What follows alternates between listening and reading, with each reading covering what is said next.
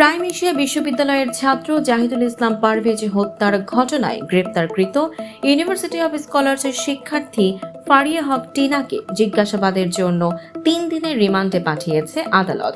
শুনানিতে রাষ্ট্রপক্ষে কাইয়ুম হোসেন নয়ন রিমান্ড মঞ্জুরের পক্ষে শুনানি করেন। তিনি বলেন, তুচ্ছ ঘটনা হাসাহাসিকে নিয়ে নৃশংসভাবে তাকে হত্যা করা হয়। টিনাকে নিয়েই এই হত্যাকাণ্ড ঘটানো হয়। সব আন্দোলন সংগ্রামে শরিক হতেন পারভেজ। সে একজন টেক্সটাইল ইঞ্জিনিয়ার। দেশ জাতি একজন সম্ভাবনাময় ছাত্রকে হারালো। কি কারণে? একটা হাসির কারণে। তাকে সর্বোচ্চ রিমান্ডে নিয়ে জিজ্ঞাসাবাদের প্রার্থনা করছি।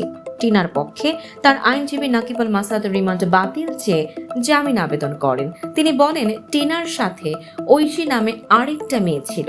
হাসাহাসির ঘটনা ঘটেছে ঐশীর সাথে, কথা কাটাকাটি হয়েছে ঐশীর সাথে।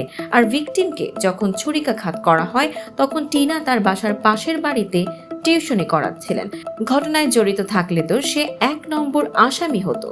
টিনাকে ইচ্ছাকৃতভাবে মামলায় সম্পৃক্ত করা হয়েছে। এই মামলায় 7 জন গ্রেপ্তার হয়েছে। নতুন করে তার কাছ থেকে পাওয়ার কিছু নেই। তার রিমান্ড বাতিল করে জামিনের প্রার্থনা করছি। উভয় পক্ষের শুনানি শেষে আদালত টিনার কাছে জানতে চান তার কিছু বলার আছে কি না। তখন টিনা বলেন না।